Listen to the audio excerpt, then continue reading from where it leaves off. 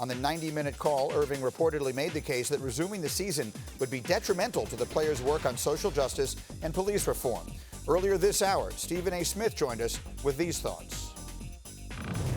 In the end, that's what this comes down to. The protests are definitely legitimate and profound. We get all of that. We can't ignore it. Pay attention to it. But what's the end game? We have to answer those questions. And without answers to those questions, we damn sure shouldn't be talking about not going back to work because of racial oppression. If that's the case, black folks would have been unemployed for centuries now. Let's keep our eyes on the prize here. I don't think guys are doing that right now. Not with the kind of statement that Kyrie, Irving, and Dwight Howard have made. And that's why I disagree with it. Really powerful conversation with Stephen A. Jay Williams with us, and the great Charles Barkley joins us here with his perspective on all of this. Charles, it's wonderful to see you again, as always. And let's start there. The point that Stephen A. essentially was making was that he disagrees with the NBA players who were saying we must keep our attention on the protests because the protests are a means to an end, and that actually it is about affecting real change when we come out the other side of this, or whatever that is, that the way it looks. I'd love to hear your perspective on all of it. Well, I thought Jay Will was great this morning, and I agree with Stephen A. I think it'll be stupid to not play for two reasons. Number one, if they don't play, they're going to be out of sight, out of mind for the rest of the year. There won't be no cameras following. And, LeBron is probably the most famous athlete in the United States. He won't be visible anywhere. And so us out of sight, out of mind. Also, these guys got to realize this money going to come back, and they're going to lose billions of dollars that the players could use to go into their own communities and do some great stuff. So it's not good on any front. I have no idea what Kyrie and Dwight are talking about, but it'll be a catastrophic mistake not to play. Jay? Well, I was going to say this too, Green, to add on to what Chuck was talking about.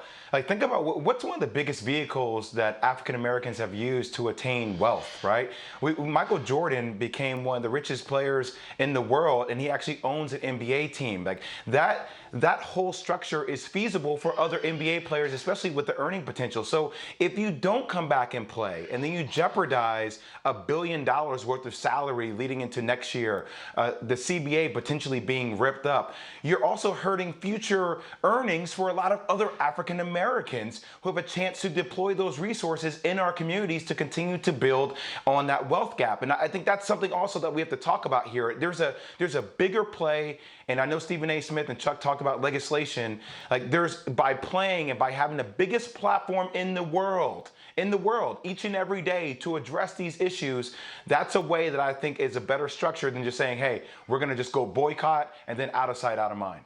Charles, here's what I'd like to ask you. You and I are about the same age. You've been a famous person for 35 years, and I've heard you talking about race throughout that entire time, at a time when very few other people were.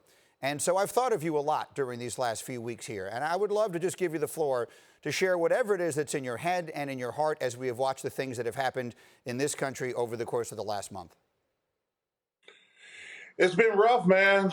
It's been rough. First, I want to say, I'm not going to get on here and be disingenuous and say I go through everything a poor black persons go through every day. Since I was 18, I've been pretty well known, but that does not mean I don't understand the black plight.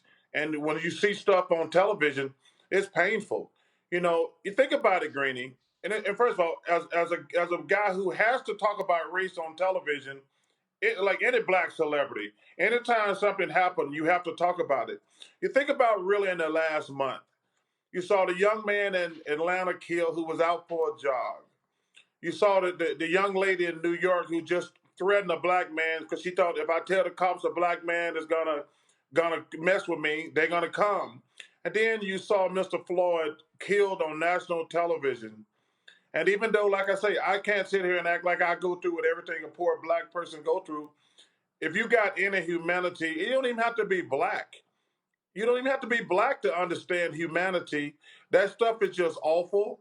It's wrong. We need police reform. We just need police reform because we need police. We need to weed out the bad cops. I hear these guys getting on television, these politicians talking about defunking the police department. First of all, that would have a negative effect on the black communities. Who the black people going to call? Ghostbusters? because they're not going to defund the police in the good white neighborhoods. So we need police reform, and that's what we need to use during this time when LeBron and Giannis and James and Russ and Kawhi and Paul George, when they got on TV every day, talk about police reform. Because, like I say, the police have made some mistakes, but we need the police. Jay? Greeny, I just say this to add on, Chuck. You know, the slogan that we're pushing that you see everywhere across the world is Black Lives Matter. I want you to think about this for a second. We're just saying we matter. That's a bare minimum standard. We exist. We want you to acknowledge that we are human, that we bleed red like you, that we are people, that we are citizens, that we are educated, that we are beyond just being something that matters. The fact that we need to have this type of conversation just about the word matter. But like, we are way beyond just mattering. Like, Chuck is a king. I am a king. Like, we have young kings and queens out there that have a chance to make a difference. And we need to continue this fight. We need to sustain and be on the same page about this fight. And it's been incredibly challenging, and I'm with Chuck. I've been lucky to play basketball. Basketball has given me a platform to talk about this and be on air. But I live in Brooklyn. I'm right here. We're in the middle of a pandemic.